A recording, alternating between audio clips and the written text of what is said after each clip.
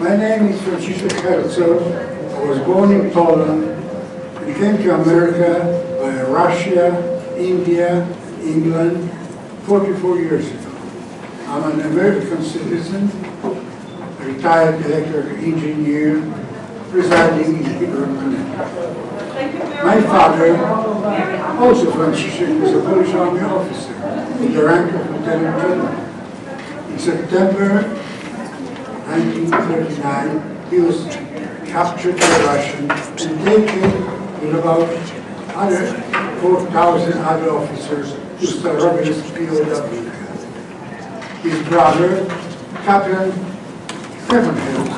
was also captured by the Russians and sent to the POW camp in Sekosius. Today, we know what happened to them. By order of Stalin, they were executed in April 1940. The youngest brother, Major Herzog, spent 5 years in German POW camp.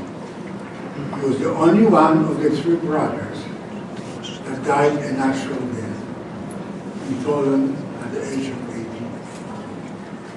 When in September 1939, Russian-occupied town of Lubaczów, where we lived, were evicted from our house. We didn't know what happened to father. As POW were allowed to write their families 1 postcard a month. Eventually, father located us and we exchanged some correspondence. That privilege of writing had a dubious purpose. It allowed the NKVD to establish the exact location of all the families of officers. And then, in April 1940, majority of the POW families were deported to Russia. Our family, my mother, my 2 older brothers, were deported to Kazakhstan, where we spent 2 years. An incredible, harsh environment and near-starvation situation. It was there that our mother died. In a way, as the son of a Polish officer, murdered by Stalin's order, I consider myself also a victim of that order. Soon after we reached our destination in Kazakhstan, we received a postcard from our father, dated April 6, 1940, in which he said, "Do not write to me till I give you my new address, as they are moving us. Do not worry if there is a prolonged silence." It was the last postcard from our father. A few days later, he was murdered. After a so-called amnesty, we managed to leave Russia, but that's another story. In April 1943, Germans announced discovery of near Smolensk, in Katyn forest, massive graves of Polish officers from Cautious.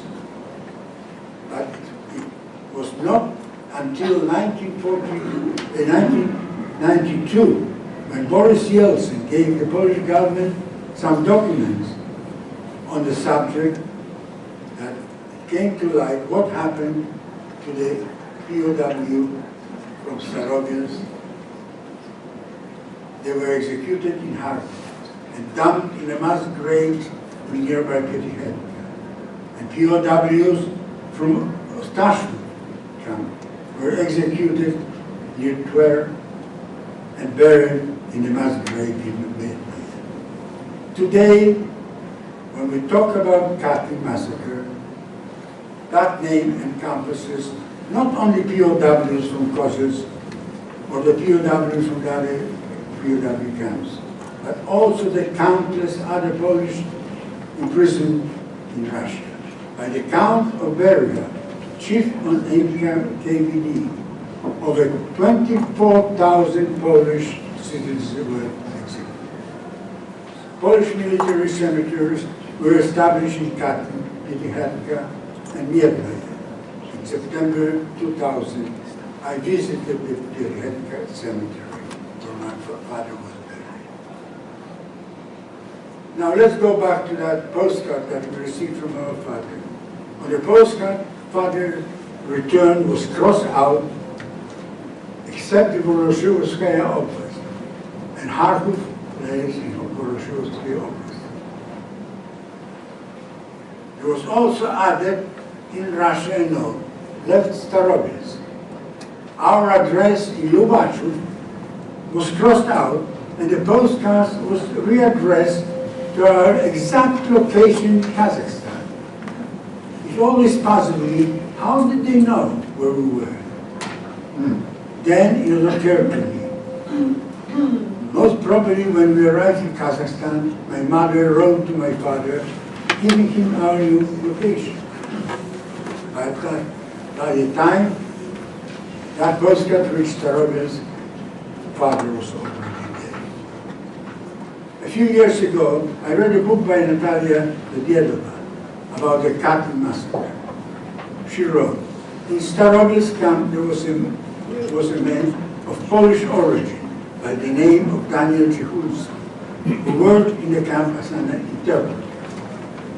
When NKVD discovered that some correspondence was leaving the camp, they started investigation.